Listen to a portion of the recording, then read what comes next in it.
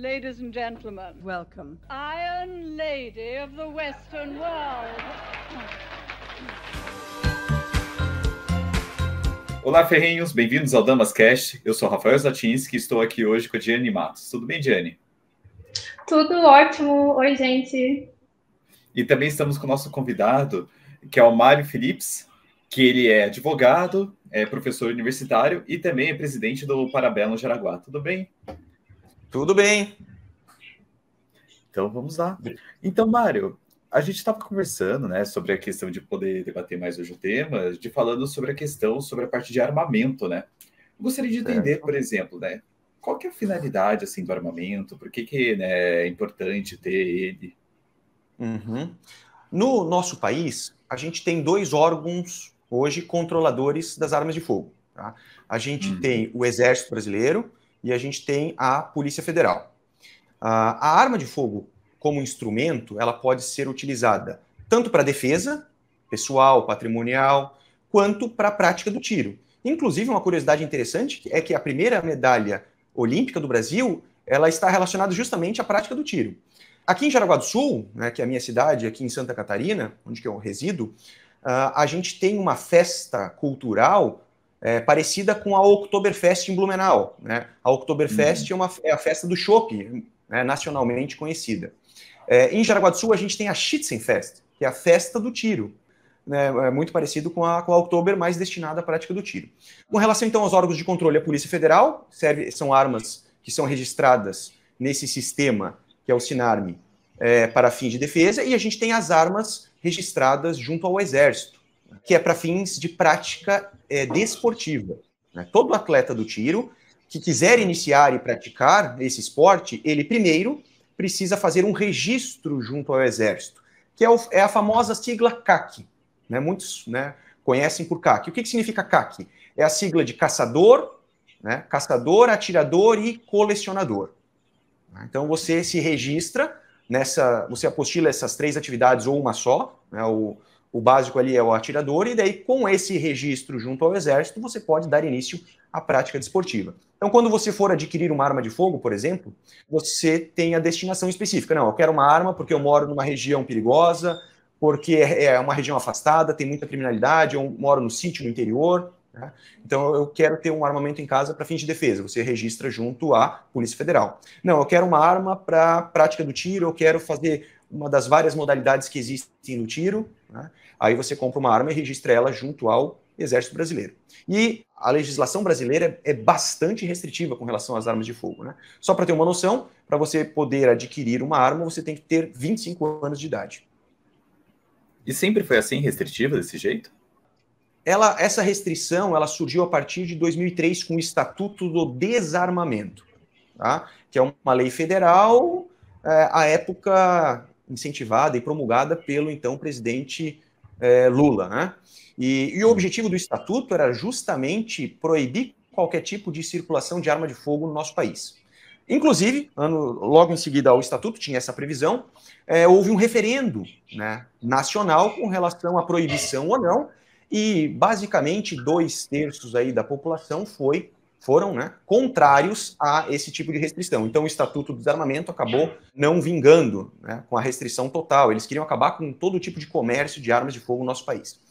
Contudo, existem algumas restrições que, até certo ponto, são interessantes de serem mantidas. A gente não pode ter um descontrole do acesso de arma de fogo, mas também a gente não pode ter uma proibição. O que vem caminhando hoje é para uma dificuldade, uma burocratização excessiva, que nos governos anteriores a gente não tinha. Mas só para tentar esclarecer então um pouquinho para vocês.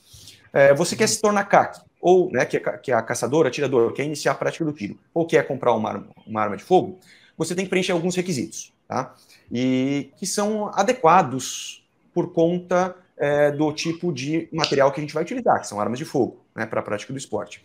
Então, primeiro, você tem que fazer um teste psicológico. Tá? E esse teste psicológico ele é realizado junto a um profissional, tá? É um psicólogo credenciado pela Polícia Federal. Então não adianta eu tenho um amigo que é psicólogo, vai fazer o laudo para mim. Não, é um psicólogo credenciado pela Polícia Federal que está habilitado a emitir laudos. Fez o psicológico, aí você tem que fazer um teste de tiro. tá?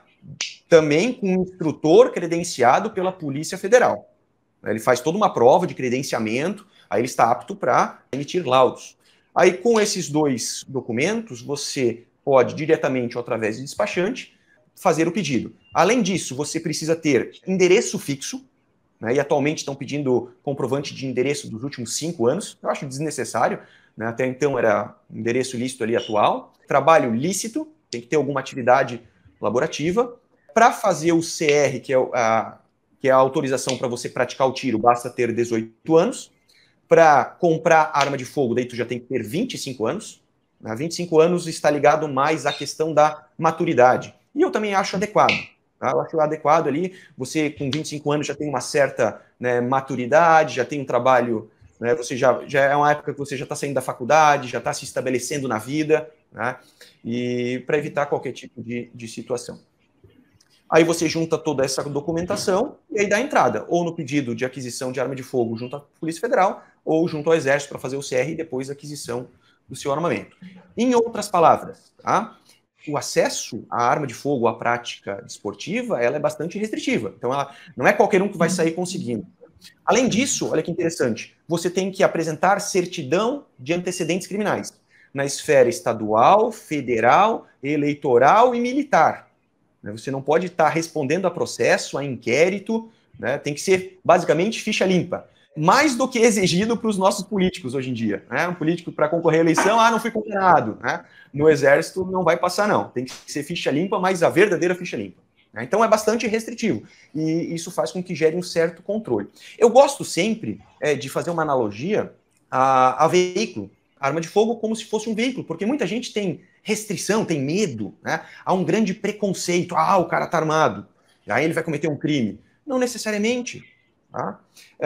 Você quer dirigir um carro, o que você faz? Você tem que ter 18 anos, você tem que fazer todas as provas lá, o psicotécnico e a prova prática, aí depois, né, você vai passar por uma prova, a prova prática, né, então faz o psicotécnico, faz a prova escrita e depois a prova prática, aí você ganha a sua CNH, aí você vai poder transitar com o veículo, porque você demonstra para o Estado que você tem capacidade. E uma coisa legal é o seguinte, legal não, mas uma coisa interessante de se comentar é que hoje no Brasil morre mais gente em acidente de trânsito do que com arma de fogo. Então, só para começar a desmistificar, há um grande preconceito com relação às armas de fogo. Outra situação também é legal comentar com vocês, com relação à criminalidade. Para o cidadão comum, né, não querendo usar a expressão cidadão de bem, que é bem complexo, né, mas para o cidadão comum, eu desejo ter uma arma porque eu me sinto mais seguro. Né? Ele tem que passar por todos esses critérios. Toda essa dificuldade. E aí comprar o armamento numa loja específica, né, para você abrir uma loja que vende arma de fogo, tem uma burocracia enorme. Ir para um clube de tiro também é uma burocracia enorme. Então você vai cumprir todos os requisitos, você tem acesso à arma de fogo. O problema é que a criminalidade não passa por isso. Tá? Óbvio que seria ideal a gente viver no mundo sem armas de fogo. Né? É questionável isso, mas beleza. Qual que é o problema? O problema é que quando o Estatuto do Desarmamento entrou em vigor em 2003, tá? Quando ele entrou em vigor, nos anos seguintes começou a aumentar o índice de homicídios e assaltos e criminalidade. Mas aí não faz sentido, né? O Estatuto do Desarmamento usou como fundamento, né, a lógica do Estatuto foi: vamos desarmar a população para não ter mais crimes, para ninguém sair atirando, matando. Mas o que aconteceu na prática? Na prática, o Estatuto do Desarmamento, ele desarmou a vítima, que reagia numa situação de legítima defesa. Olha só que interessante. Porque o Estatuto do Desarmamento, que é essa lei de 2003, ela não alcançou o criminoso. Porque o criminoso nunca comprou a arma de modo lícito, o criminoso ele não precisa de endereço fixo, ele vai conseguir a arma, uma facilidade enorme. Né? O atirador hoje, se ele quiser comprar uma arma de fogo, ele passa por um processo burocrático que pode demorar 6 meses, até 1 ano. O criminoso vai ali na esquina, arranja um contato e está com a arma na mão. Tá? E essa arma vem como? Tá? Já que a gente tem uma série de restrições. Olha o nosso país continental, olha as nossas fronteiras. Não preciso dizer, né? Paraguai.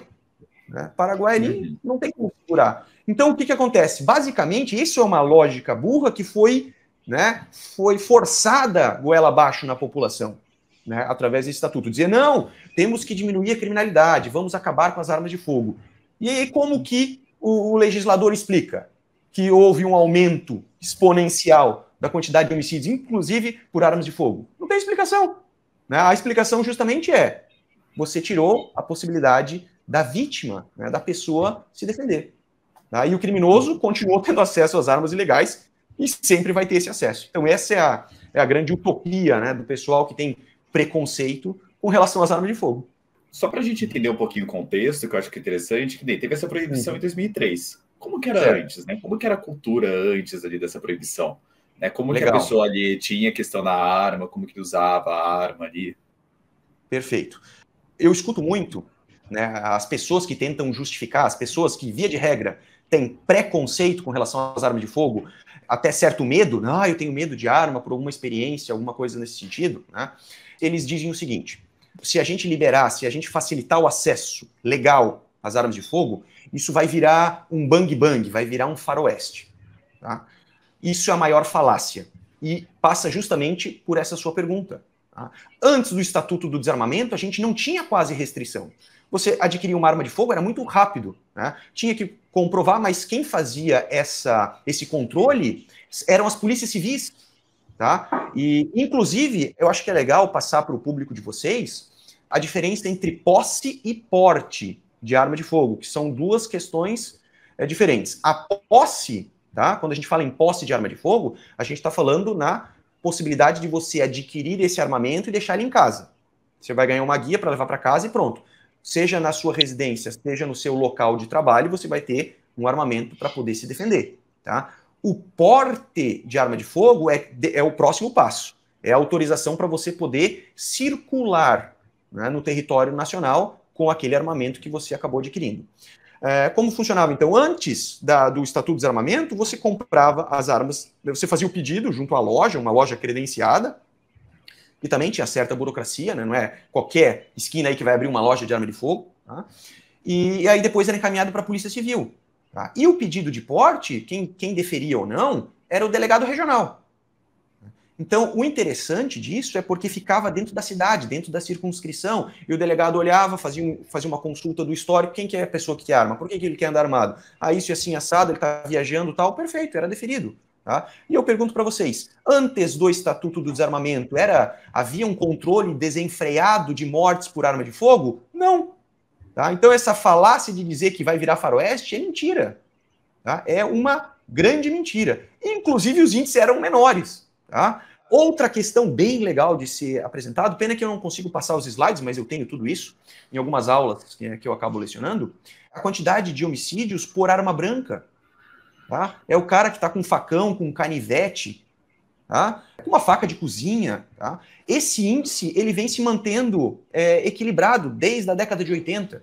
Tá? Eu tenho ali um gráfico que mostra toda a década de 80, 90, até 2016, né? E a gente consegue ver a crescente, né? As armas de fogo, depois, olha que interessante, a quantidade de homicídios por arma de fogo, depois que foi proibido com o Estatuto do Desarmamento, começou a crescer. A quantidade de homicídios por armas brancas, que a gente acaba usando essa expressão, né? Facas, canivetes e assim por diante, ele manteve-se estável, tá? Mas ainda não deixou de existir. E olha que interessante, aí que é o grande erro de foco, tá? O problema não é a arma, tá? Por quê? Porque a arma é um instrumento sem vida. Se você pegar e deixar uma arma de fogo parada aqui e falar, tire alguém, ela não vai tirar, tá ali, é um material. Tá? Agora, o problema é quem vai usar esse material e qual é a sua finalidade. A grande maioria das pessoas que compram armas lícitas, a grande, enorme, né? A esmagadora maioria compra para se defender, compra para praticar esportes, tá? Assim como ela compra um veículo. Só que se ela cometer um crime com essa arma de fogo, ela vai responder na medida da sua culpabilidade. Tá? Agora vamos restringir a arma de fogo, vai diminuir a criminalidade. Não, aumentou, porque há um estímulo indireto aos criminosos, né? No sentido de que todo mundo está desarmado, então é muito mais fácil eu assaltar alguém, eu praticar algum crime, seja com uma faquinha, com canivete, porque quando havia uma certa liberdade na aquisição de armas de fogo, as pessoas tinham o direito de escolher. Não, eu quero me defender com arma de fogo. Ou eu não quero. Ninguém é obrigado a comprar uma arma de fogo.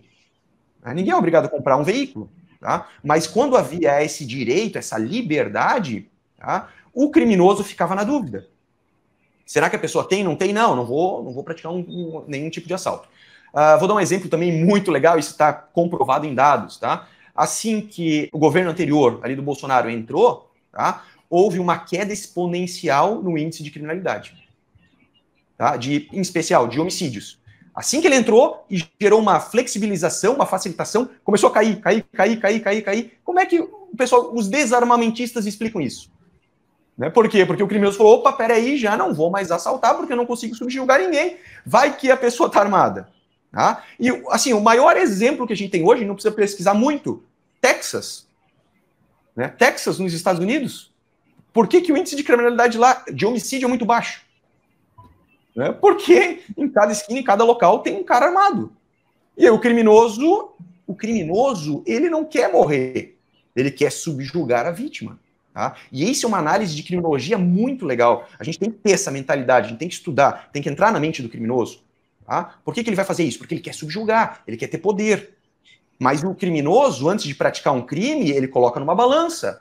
Tá? Eu não estou falando de casos excepcionais que o cara surtou, o cara é maluco, que aí não tem o que fazer. Né? Como a gente teve, infelizmente, um julgamento aí semana passada numa cidade próxima à nossa, Blumenau, em que um doido, um maluco lá, ele pulou uma creche e matou 4 crianças com uma machadinha e feriu mais 5. Pegou 220 anos. Né? Esse cara é um monstro aí, nem vou entrar em detalhes. Tá? Mas ele fez tudo isso por quê? Porque não foi contido, ninguém mais anda armado. Se tivesse alguém armado, um segurança armado, já segurava ele no primeiro momento. Já salvaria, talvez todas essas 4 crianças não tivessem morrido. Tá? Eu tenho um estudo de caso que eu apresento também para os alunos em sala de aula, aqui no meu clube de tiro, quando eu passo algumas instruções, né? Que é um vídeo também nos Estados Unidos em que um cidadão surtou, né? Eu não sei qual era o objetivo dele, mas ele entrou numa igreja, tá? Isso era pelo dia 29 e 30 de dezembro, sabe aquela na virada do ano? E era uma igreja no Texas, né? Aí o cara é doido. Ele entrou na igreja armado, tá? Aí tinha um pastor, daí tinha os seus fiéis, a grande maioria eram pessoas idosas e crianças. Tá? E assim, então devia ter umas 50, 60 pessoas, e eu tenho a filmagem da câmera de segurança, né? E o cara já entrou, olhou o primeiro lá, já deu o primeiro tiro. O que aconteceu? Tinham 4 pessoas dentro da igreja, armadas, e um senhor, na hora que viu o disparo, na hora que o outro foi atirar, já pegou um tiro, de primeira, já cessou ali a injusta agressão que estava acontecendo e resolveu o problema. Ninguém saiu morto, só o criminoso. Tá? Agora, depois foram levantando outras pessoas, tinham 4. Aí eu vou perguntar para vocês, quem é, né, os desarmamentistas? Para que tu vai levar a arma para uma igreja? Não sei o quê. Olha só, se aquele senhor, né, ele não soubesse manusear a arma de fogo e ele não tivesse levado naquele dia, tá? Olha só quantas pessoas poderiam sair feridas lá de dentro, mortas. O cara estava armado com muitas munições, ele poderia atacar muita gente. Então bastou uma pessoa habilitada, com boa intenção, para salvar a vida de todas aquelas idosas e daquelas crianças. Por isso que eu gosto de tentar demonstrar, né, e a gente consegue isso, para tentar afastar esse medo, esse preconceito, porque a arma não é algo que é feito para o mal. Na verdade, em especial as armas curtas, tá, são armas para defesa, não para ataque. Geralmente o cara que quer atacar alguém, tu vai para uma guerra com uma pistola? Óbvio que não, tu vai com um fuzil, porque ele tem uma capacidade de tiro, de alcance, de precisão muito maior. Por que eu vou portar um revólver? Por que eu vou portar uma pistola? Para poder me defender numa curta distância, eu quero me proteger, quero proteger minha família, né? Meu patrimônio, eu tenho que ter esse direito. Né? Eu tenho que ter esse direito. Eu ia comentar sobre isso que você falou do preconceito. Queria saber o que você acha dessa questão. Esse preconceito, vamos dizer, né, que a população tem, seria uma questão de ignorância?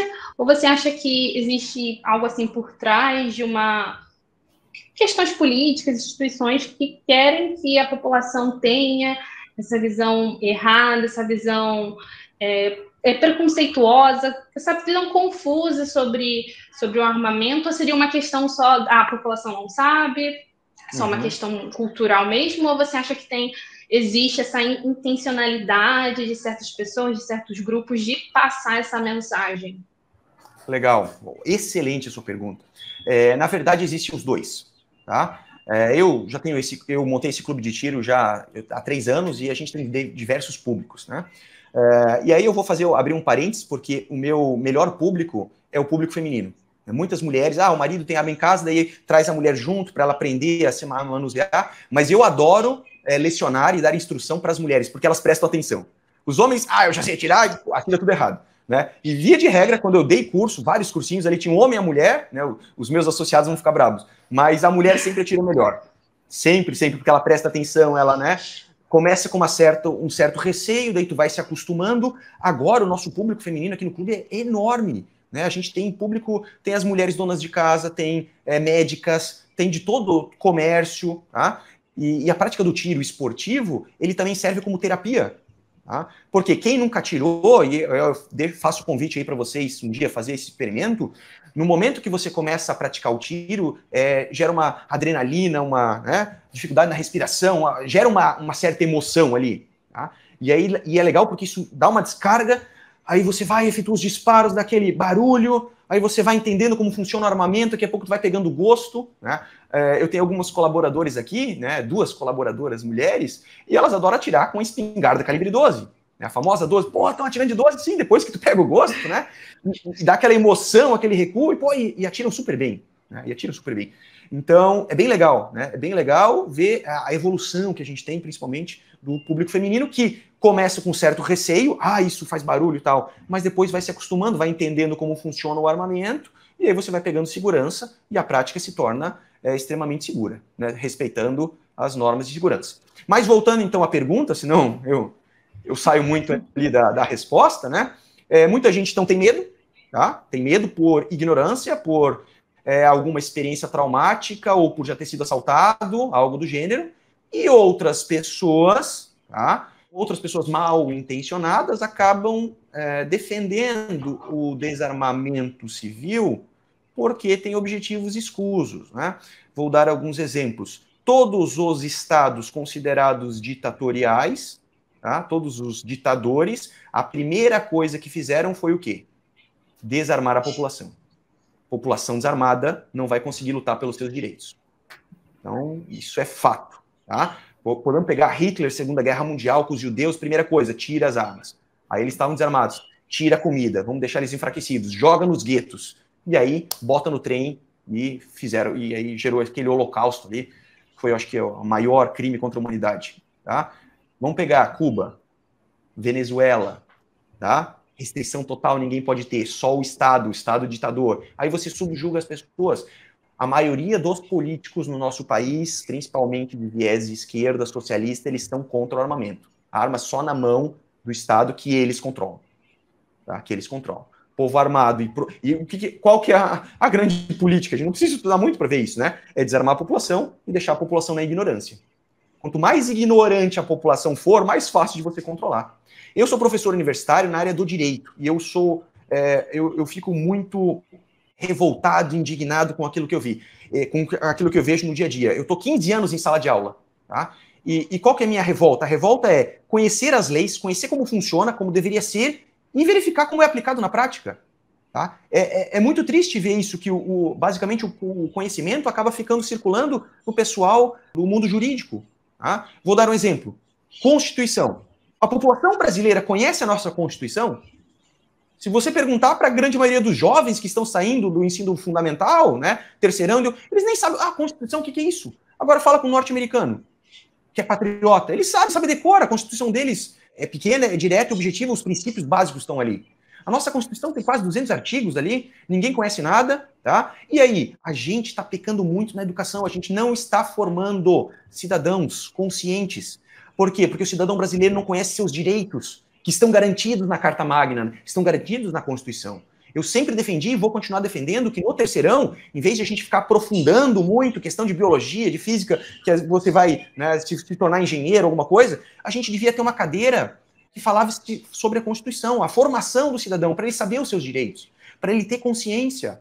Né? O grande problema que eu vejo hoje é essa falta de capacidade, de espírito crítico. São poucos que vão atrás, que estudam, que acabam se politizando. E aí, quando você pega uma pessoa mais ignorante, é muito fácil você, né, jogar utopias, jogar teorias falidas, é muito fácil você conduzir a população. né? Então, quanto mais pobre, quanto mais ignorante e desarmada for, mais fácil manter esse status, né? E o Estado acaba perdendo sentido, né? O Estado, justamente, ele está aqui para auxiliar a pessoa a se desenvolver, né? O Estado devia estar ali para ajudar a pessoa a empreender, para ela crescer na vida, e não ficar esse Estado somente assistencialista, que eu acho que é o grande problema no nosso país. E aí, então, respondendo mais uma vez ali, né, voltando ao foco da pergunta, com certeza o Estatuto do Desarmamento veio com esse viés, tá? E o maior argumento que a gente tem hoje para desmoralizar o Estatuto é que, desde 2003 até agora, então a gente já está falando de 20 anos, né, o Estatuto não cumpriu aquilo que ele prometia, que era reduzir a criminalidade.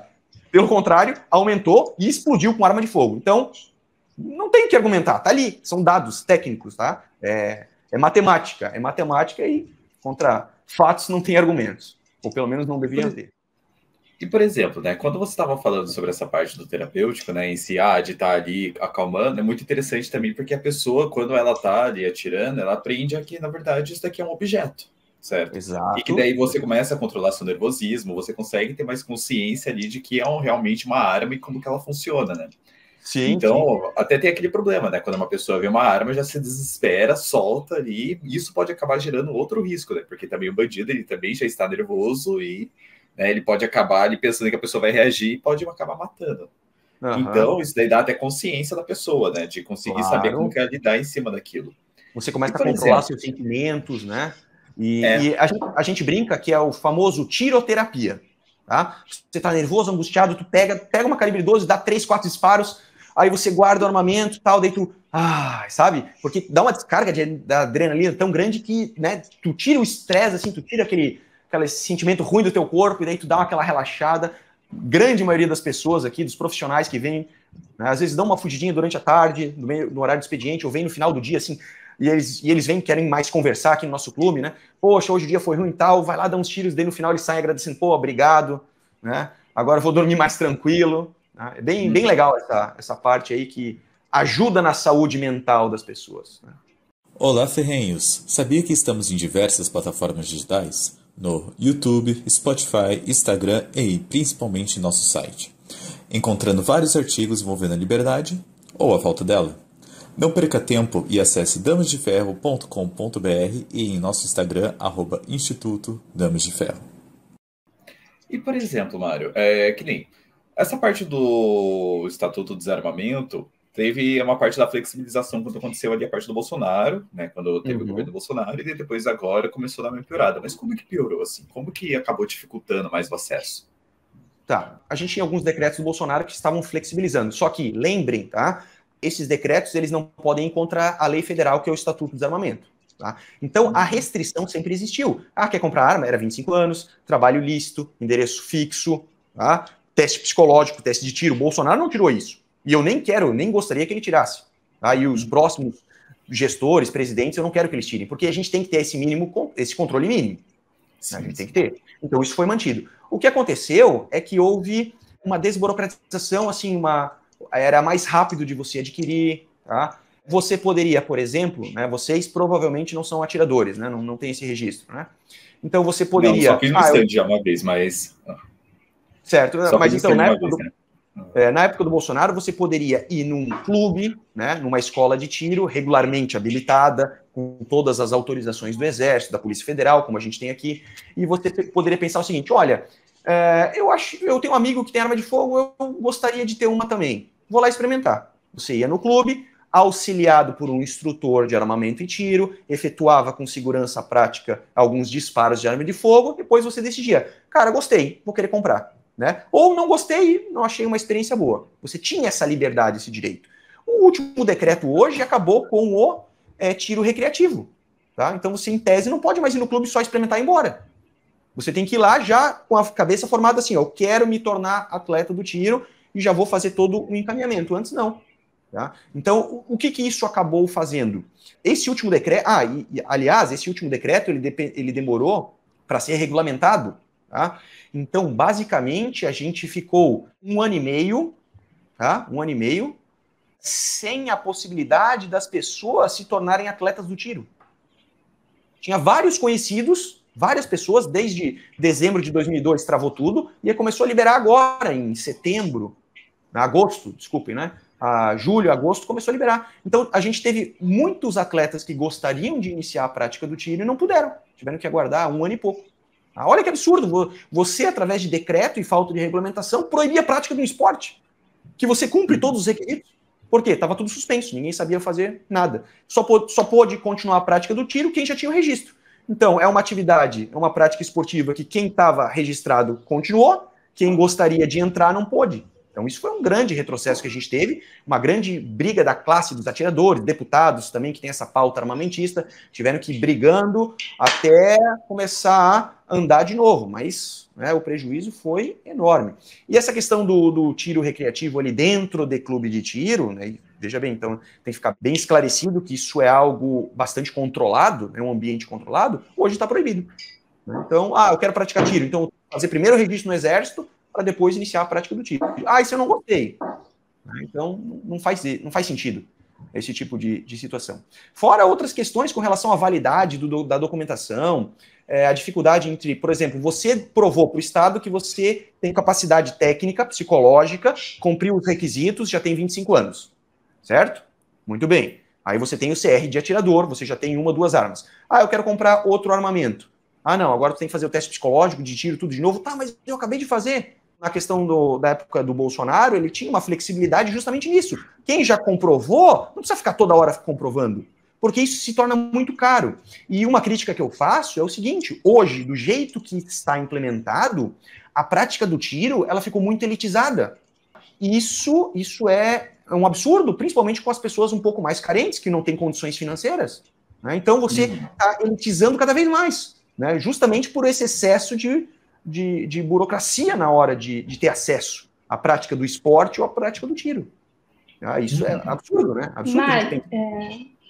Mário, eu queria comentar sobre isso que você falou, porque, assim, a gente, olhando assim, para a história, né, foi o mesmo presidente, né, que tanto em 2002 fez essa restrição, e agora, quando estava um pouco menos burocrático, trouxe mais burocracia. Eu queria entender, no caso agora, não falando do ano atual, mas mais de 2003, o que motivou, assim, sei lá, teria acontecido algum fato, alguma notícia, sei lá, desastrosa, um acontecimento terrível que fez, não, vamos tirar a arma da população porque aconteceu isso, não sei, teve alguma coisa que fez com que o governo olhasse para essa área, para esse ponto, ou você acredita que foi algo mesmo de toda a parte ideológica, enfim, do partido, do governo?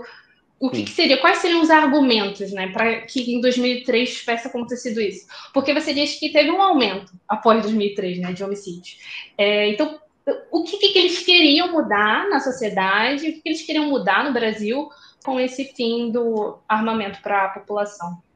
Então, a restrição que teve em 2003 foi totalmente ideológica. Não tem justificativa. Na época estava aumentando os índices de criminalidade, sim, mas ao restringir as armas de fogo, cada vez subiu mais. Então não faz sentido. A justificativa, na época, né, a gente está falando 2003, foi gerar um medo na população. Aí a gente tinha, inclusive, 2 bancadas quando teve o referendo, né? Tinha alguns artistas, uma determinada emissora, né, soltando pomba branca, dizendo paz, que arma mata, criando toda uma mística em cima da arma de fogo, tal, tudo com viés ideológico. E aí teve outra parcela da população que falou, opa, peraí, eu me criei com isso, a arma é um instrumento, assim como uma foice, assim como um facão, né? As pessoas antigamente, a gente tem que relembrar, principalmente mais do interior, não dos centros urbanos, né? Que é o caso aqui da minha região, o sul de Santa, né? A parte mais interior aqui de Santa Catarina. Todo mundo vivia em sítios no meio do mato e a arma sempre fez parte da vida das pessoas. Tá? Você mora num sítio, você tinha que ter uma arma. Antigamente se usava para quê? Para caçar? Tá? As pessoas não tinham carne como tem hoje. Se você queria um frango, se queria comer, eu vou dar o exemplo da época dos meus avós. Se você queria comer um frango, tinha que acordar de manhã, ir lá no galinheiro, pegar uma galinha que você queria, cortar, depenar. Eu cresci vendo minha avó fazendo isso. Tá? Eu sei limpar um frango. Hoje parece que as pessoas acham que o frango nasce no mercado e já sai prontinho. Tá? Mas não é assim. Tá? E antigamente você queria uma carne, muitas pessoas não tinham condições financeiras, não era todo dia que tinha. Era uma festa, teve um casamento, alguma coisa, e lá matava um boi, um gado, que era muito caro. Né? Senão, você tirava da natureza, literalmente. Então, o homem sempre andou armado. A arma é um instrumento, assim como a roda, assim como o facão. Então, ele fazia parte da cultura. As crianças, o meu primeiro contato com arma de fogo, na época do meu avô, eu tinha 12, 13 anos. Tá? Nunca atirei ninguém, nunca baleei ninguém. Por quê? Porque é questão cultural. Né? Assim como eu respeito, quando eu estou lidando com um facão, eu respeito quando eu estou lidando com arma de fogo. Tá? E é isso que foi criando toda essa mística para dizer, a arma mata. Pô, sempre fez parte da humanidade. Né? Desde que o homem criou a pólvora, ele sempre esteve ao lado de arma de fogo. Sempre. Tá? E agora, hoje em dia, né, criou-se essa ideologia, e aí eu vou além. Eu estou tentando lembrar o caso, ver se vocês me ajudam. Aquele caso famoso do Lázaro. Vocês lembram? Sim. A polícia ficou uns 2, 3 meses atrás dele, foi correndo várias cidades, né?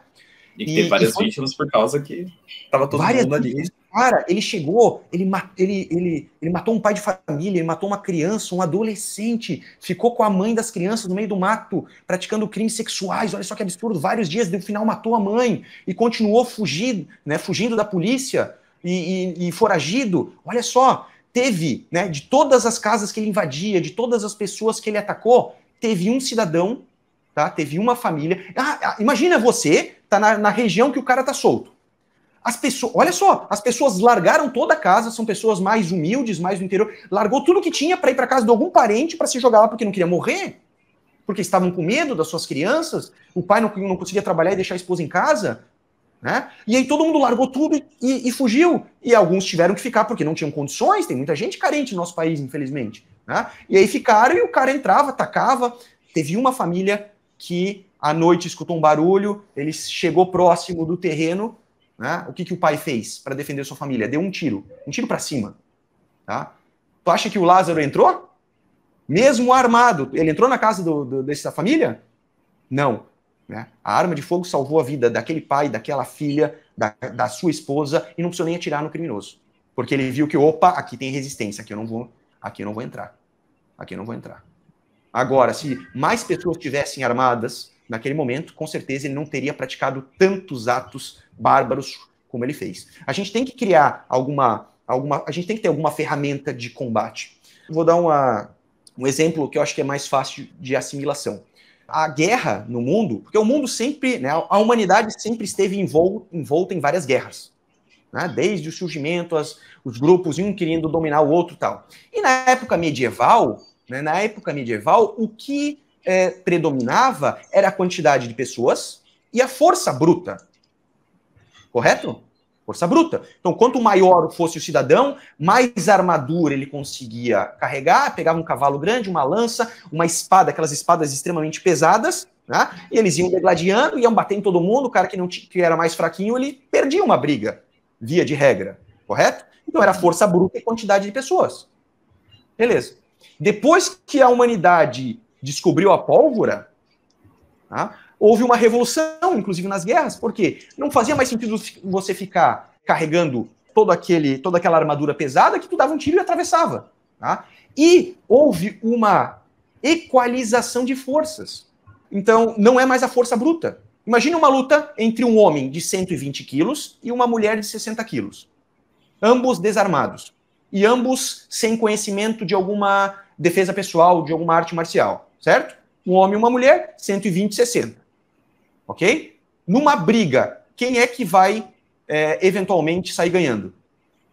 Com certeza, o homem pela força bruta, se a mulher não tiver uma técnica de defesa. Conseguiram perceber? Agora, depois que inventaram a pólvora, criou-se a possibilidade dessa mulher de 60 quilos se defender do cara de 120, de não ficar mais subjugada. Vocês conseguem perceber? Não é mais a força, não é mais a quantidade. É uma possibilidade. Então, olha só o quão importante foi para a humanidade, a possibilidade que você tem de se defender. Você é mulher, né? Agora, só porque é mulher e porque ninguém pode andar armado, né? Então você vai ter que se subjugar a um estuprador que bater na sua porta? Agora, você tem coragem, tem capacidade, você foi atrás. Eu, esses tempos, né, acabei atendendo no meu clube uma mulher que ela começou a prática do tiro, tá? após o momento que ela ficou viúva. Ela tem 2 filhas, tá? Isso é uma pessoa aqui que eu atendi no clube, então é uma mulher viúva, 2 filhas, uma adolescente e uma criança. E ela mora no interior, né, aqui da minha cidade, né, mais pro interior mesmo, né, onde que é área rural, certo? E ela começou a sofrer alguns tipos de ameaça, e ela pensou o seguinte, tá, eu tô aqui de noite, sozinha, com as minhas 2 filhas. Se entrar alguém aqui no meu terreno, o que eu vou fazer? Ah, eu vou chamar a polícia, né? Certo? A gente tem um policial em cada esquina? Quanto tempo demora para a polícia chegar lá? Ela fez uma média. Ela falou, olha, uma vez que me chamaram aqui, 40 minutos. E o que tu vai fazer em casa? 40 minutos. Sendo que tem alguém, um doente mental, tem um estuprador, tem um Lázaro vindo na tua porta. Como tu vai se defender? Vai ficar embaixo da cama? Isso se a polícia vier, né?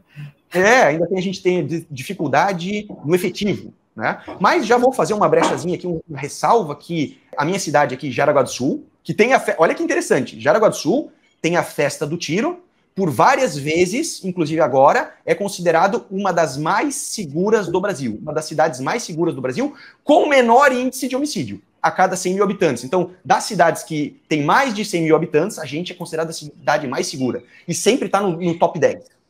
Tá? E é uma das cidades que tem a festa do tiro com uma população extremamente armada. E é o menor índice de homicídio. Olha que interessante.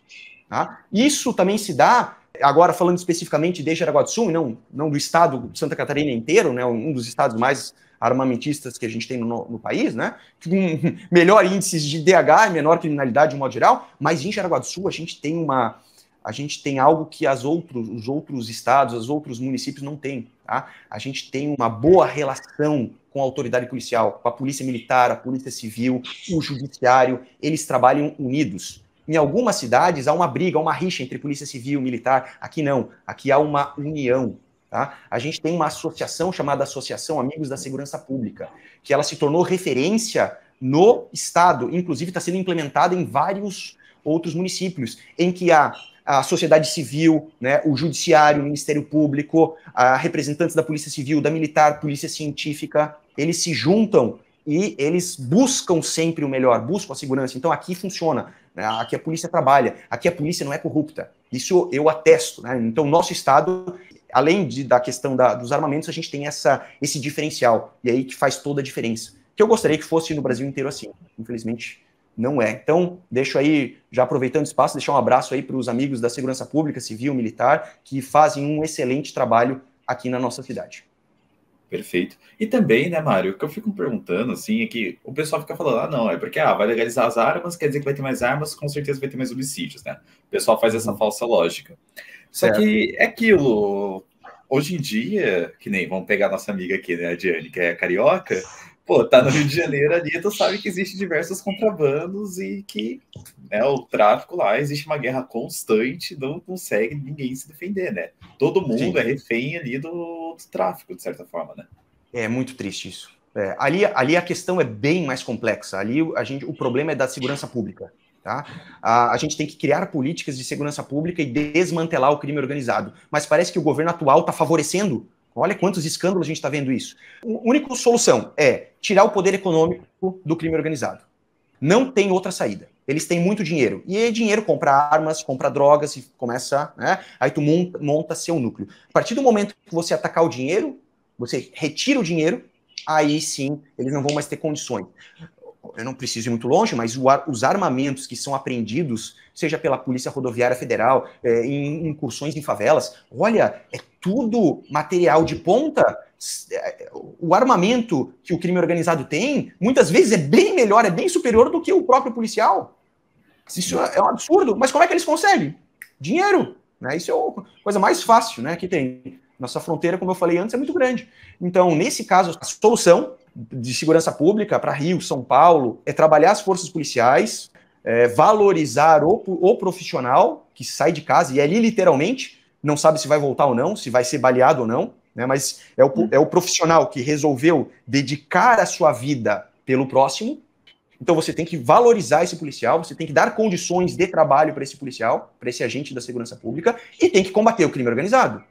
E aí vai ter, por isso essa união entre Polícia Civil, Polícia Militar, o Ministério Público, Poder Judiciário, se não andar em conjunto, não tem o que fazer. Aí, quem sofre? A população. Né? A população. Pensa, tá? Vou dar um exemplo aqui prático. Eu tenho, não vou dar nomes, é óbvio, mas eu tenho 2 alunas que foram para o Rio de Janeiro fazer uma visita.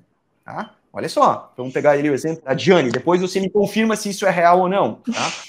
E elas foram lá para o Rio de Janeiro fazer uma visita, né, duas alunas, tal, conhecer, eu quero conhecer o Rio, as belíssimas praias, né? O Corcovado, enfim, todas as maravilhas que a gente tem no Rio.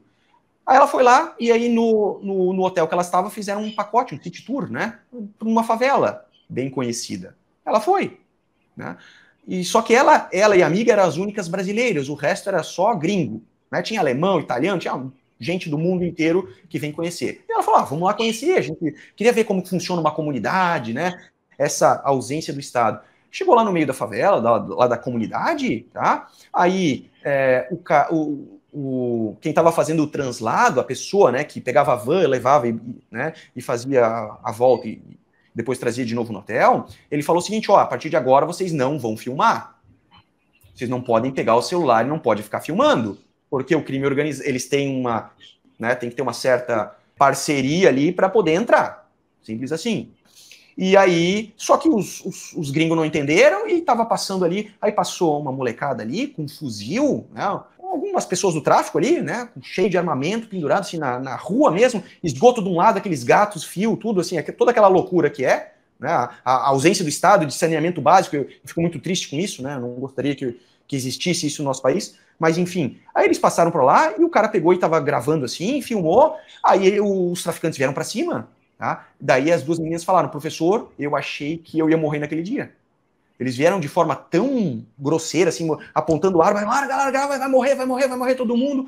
Aí elas ficaram desesperadas, meu Deus, o que eu faço? Eu corro. Aí elas já estavam lá no meio da comunidade, não tem como sair, aquelas vielas, não tinha o que fazer. Elas só me relataram o seguinte, eu nunca passei tanto, elas, né, nunca passamos tanto medo na vida, e se eu tivesse morrido aqui, iam me jogar numa vala, nunca iam me achar meu corpo. Olha só que ponto a gente chegou, né? O domínio, né? A ausência do Estado. E eu fico pensando, pega comunidades de 1.500.000 pessoas, né? A grande maioria das pessoas ali são honestas, são trabalhadoras, mas ficam refém do crime organizado. Tem que entrar no jogo, mandaram fechar o comércio. Fecha, senão tu vai tomar tiro. Olha só que absurdo. Pleno século XXI a gente tem que viver com essa situação? Não dá. A gente precisa de qualidade de vida. Eu não quero ficar botando grade na minha casa, não quero viver preso, não quero botar arame farpado. Eu quero viver livre, eu quero viver mais tranquilo. Mas, né, se o Estado não fizer o papel dele com relação à segurança pública, né, vai estar tudo dominado, a gente sempre vai ficar subjugado. Nesse caso ali, que vocês relataram da criminalidade de um modo geral, é muito complexo, não é uma arma de fogo que vai resolver. Né? Talvez, se você estiver transitando num pequeno assalto ou algo nesse sentido, você possa reagir. Mas daí, ficou o alerta, né? Eu não quero estimular as pessoas a exercerem o seu direito de legítima defesa. Eu quero garantir que esse direito possa ser usufruído ou não. Então é bem diferente. Se você quiser se defender, é direito seu. Se você não quiser se defender, não quiser reagir, é direito seu. Eu só não quero que o Estado interfira nisso. O Estado não pode ficar ditando as regras de forma exagerada. Vou pegar outro caso concreto. Há uns 10 anos atrás, eu fiz um curso de tiro, quando eu estava me formando como instrutor, e eu atendi um cidadão aqui do meu estado, né? E um dia, daí, no intervalo do curso, eu perguntei, tá, mas tu quer ser instrutor de tiro? Por que tu tá se especializando, fazendo esses cursos, né? Daí ele me relatou o que aconteceu com ele.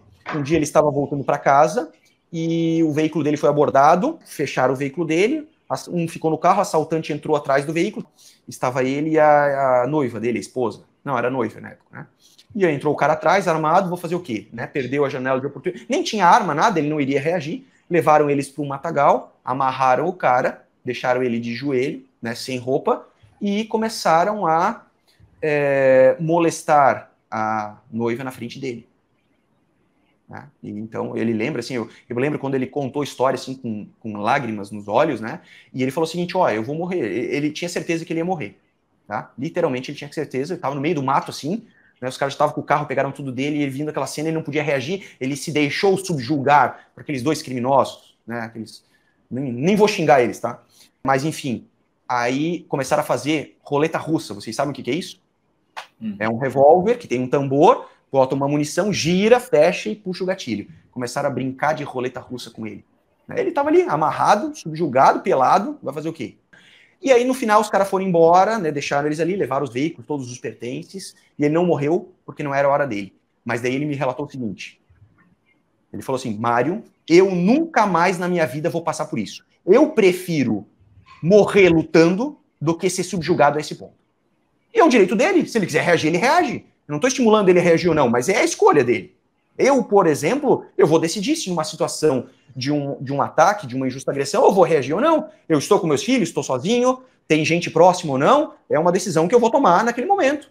Então, nem sempre dá para reagir, por isso que a gente sempre tem que estar atento. Né? Graças a Deus, eu moro nos estados mais seguros do Brasil e eu não preciso ter esse tipo de preocupação todos os dias. Assim, a gente não anda tão nervoso e estressado a esse ponto. Né? Mas, com certeza, se eu andasse no Rio de Janeiro, eu ia estar totalmente estressado. E lá, para ter um mínimo de qualidade de vida, tem que ter o quê? Carro blindado. Né? No mínimo, um carro blindado, só que agora, com esse poder dos traficantes, né, esse poder bélico que eles têm hoje de fuzil, não é qualquer blindagem, né? É uma super blindagem. Aí é muito fácil para os nossos representantes, para os políticos de um modo geral, andar com segurança armado, né, andar em carros blindados, que a gente, olha só que absurdo, a gente paga a segurança deles, e a gente quer fazer a nossa segurança e eles não deixam. Eu fico extremamente revoltado com isso, tá tudo errado no nosso país. Né? Falta o quê? A população, abrir a mente. Né? A gente tem que parar de ser manipulado desse jeito. Já pensou em investir nossas ideias? Estamos com camisetas e canecas exclusivas com a qualidade garantida da Viés. Aproveite e compre na viesbr.com. E aquilo, até por exemplo, cidades mais do interior já tem o costume de você ter uma faca, pelo menos de autodefesa, certo? Então, não é que vai ser uma mil maravilhas, mas uma autodefesa. E também, até pegando outros casos de outros países, que nem a próprio Reino Unido. Pô, no Reino Unido, hoje em dia, por conta do desarmamento, também tem o pessoal lá que daí faca faz o terror, inclusive, né? Claro, e terrorismo também. Eles até desarmaram a polícia, tá? Aí tem um cara com uma faca e vem o policial, o cacetete, alguma coisinha ali. Já era, tá? Isso é extremamente perigoso, extremamente perigoso. E vamos falar um pouquinho sobre arma branca, tá? A faca, o cara tá com uma faca, certo? Muita gente fala, se o cara tá com uma faca, você tem uma arma, você não pode usar. Pode. Você pode usar qualquer instrumento, material que você tiver ao teu alcance para cessar uma injusta agressão.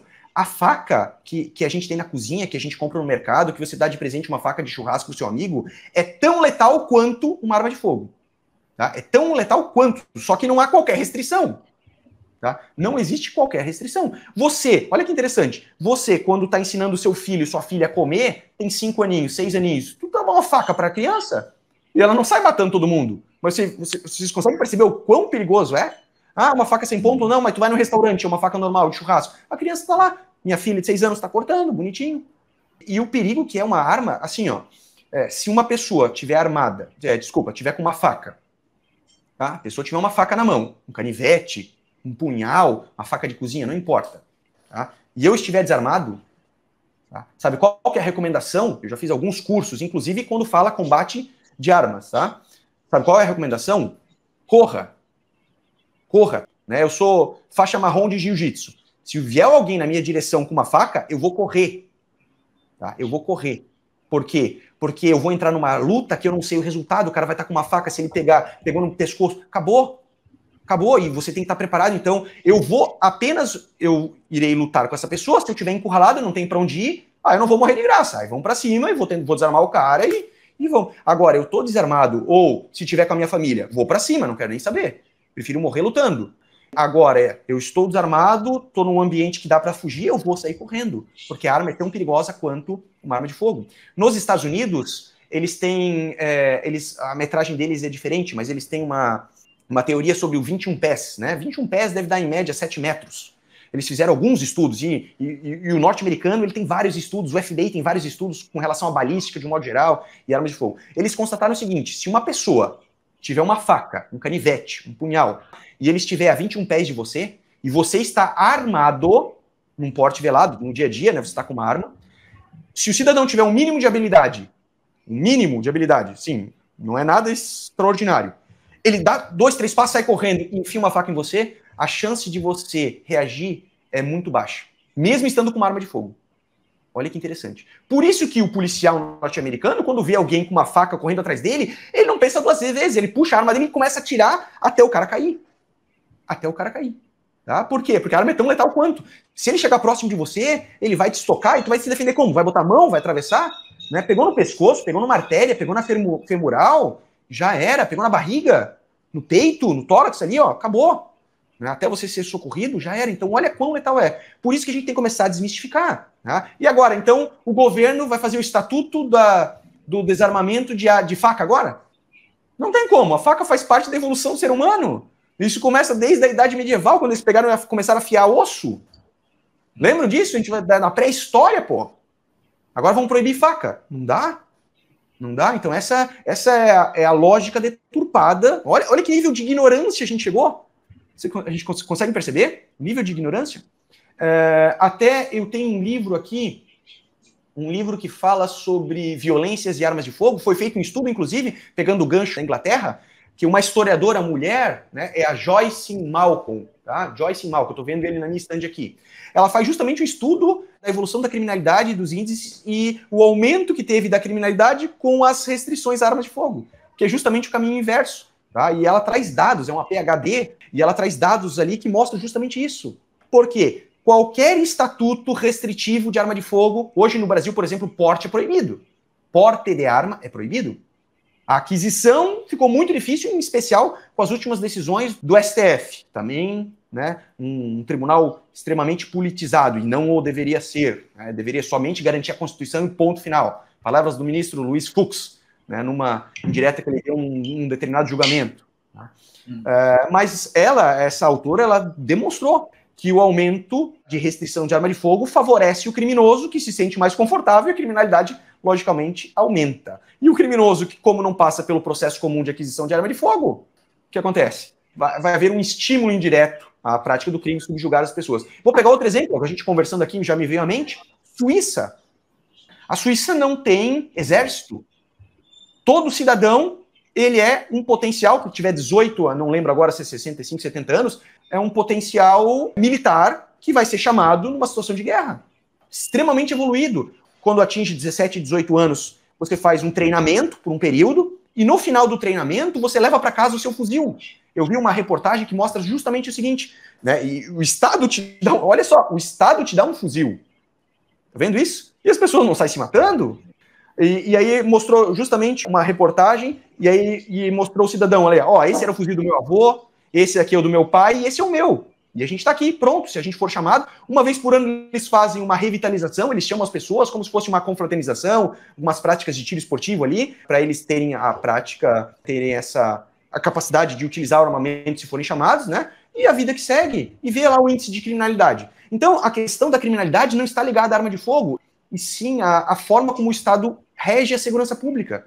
Assim como o Estado, quanto mais evoluído, quanto mais oportunidades o Estado dá, quanto melhor for a educação, quanto melhor for a saúde em um determinado local, automaticamente vai diminuir o índice de criminalidade. E esse fator da Suíça que tu trouxe também me lembra até, porque, por exemplo, eu gosto do Estado da Segunda Guerra Mundial, né?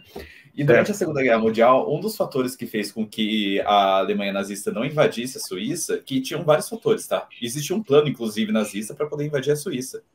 Mas o que não levou adiante isso foi tanto a questão territorial, então, porque, por exemplo, a divisão entre a Alemanha e a Suíça tem um rio grande ali, que daí impede, dificulta a parte montanhosa, e também o fato que toda pessoa estava, assim, armada. Então, toda pessoa, ela tinha sua defesa.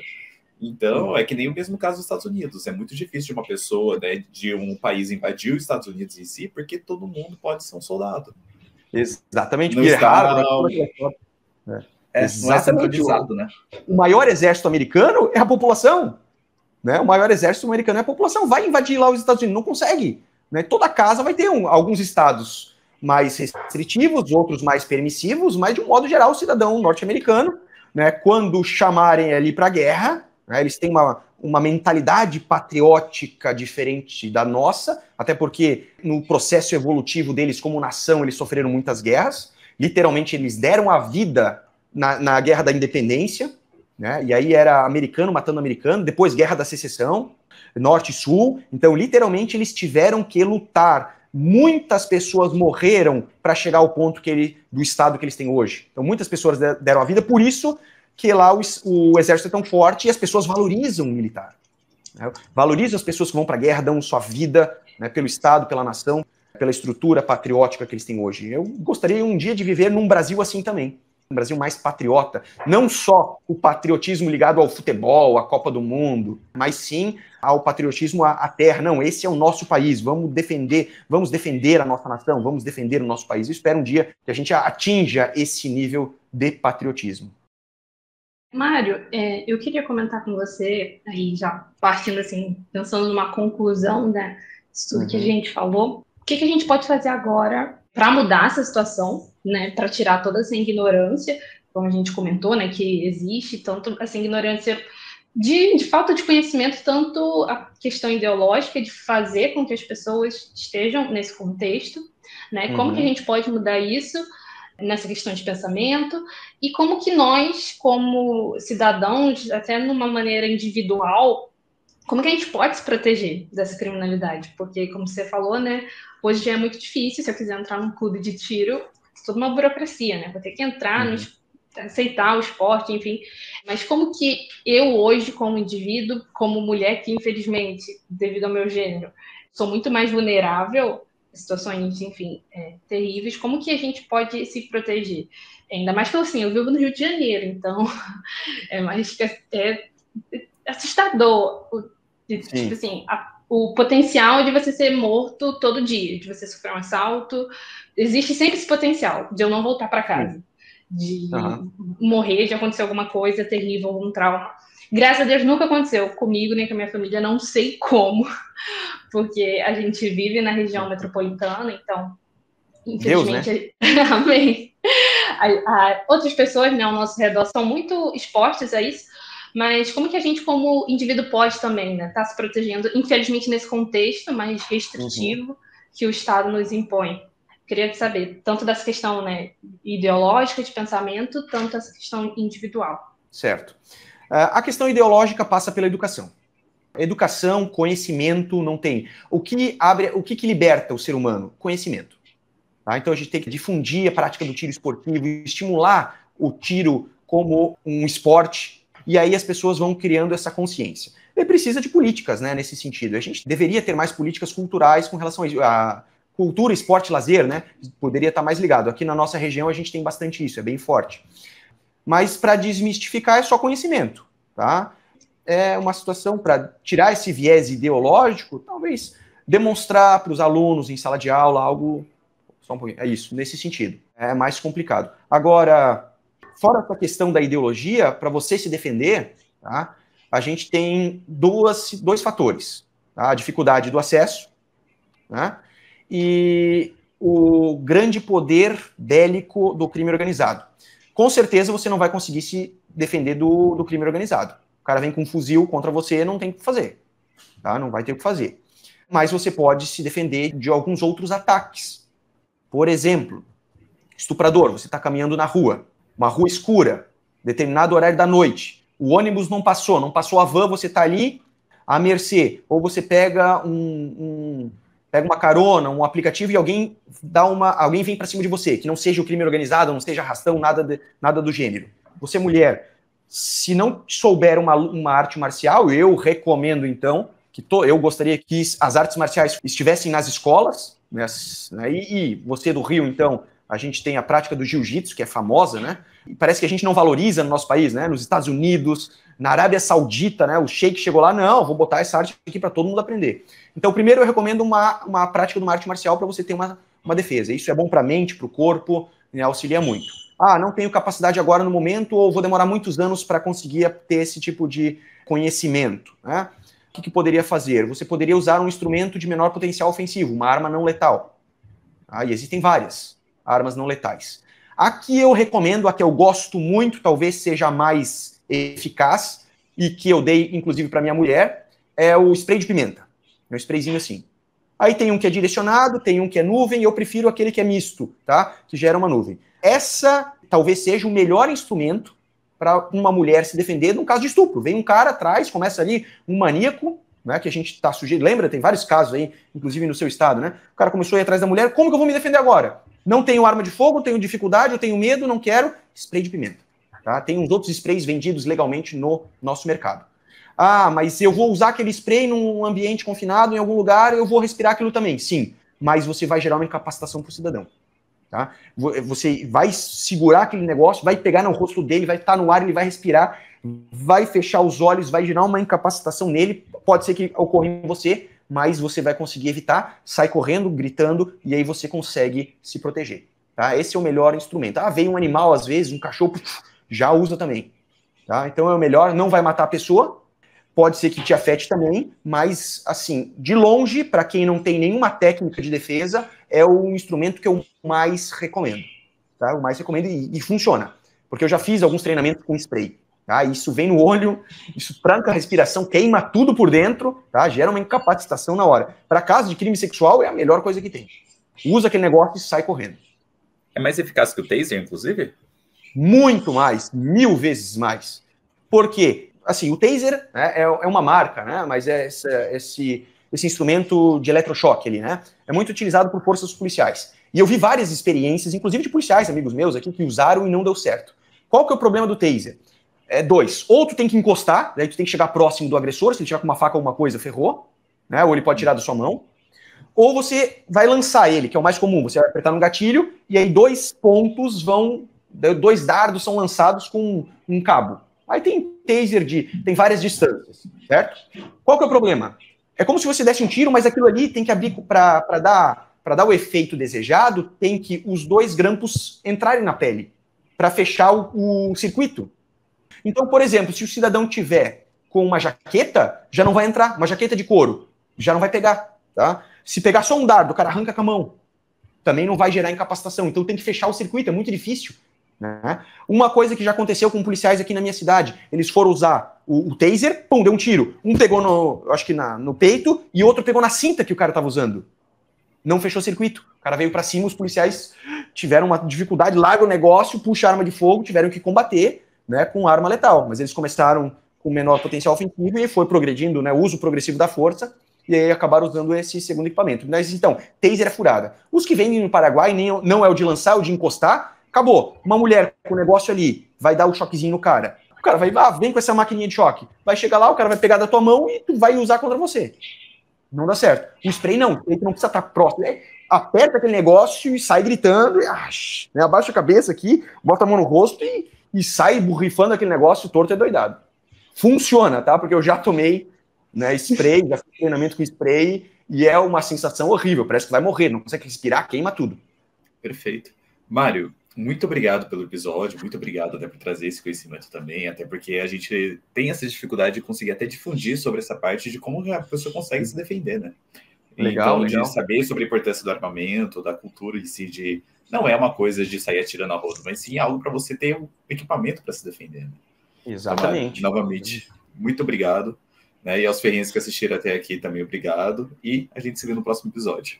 Legal, obrigado Rafael, obrigado Gianni, né, pela oportunidade aí de estar com vocês e falar um pouquinho sobre o meu clube, sobre minha área de conhecimento aqui, que eu gosto muito. Peço desculpas que eu não trouxe dados técnicos, eu fui falando aquilo nessa conversa que a gente teve, que foi aparecendo, né? Mas eu acho que a gente cumpriu aí o objetivo. Espero que um dia a gente consiga evoluir como nação e que a gente tenha segurança para todos no nosso país. Valeu, pessoal, grande abraço, muito obrigado pela oportunidade. Até mais. Tchau, tchau. Tchau. As opiniões do convidado não representam a posição do Damas de Ferro enquanto instituição.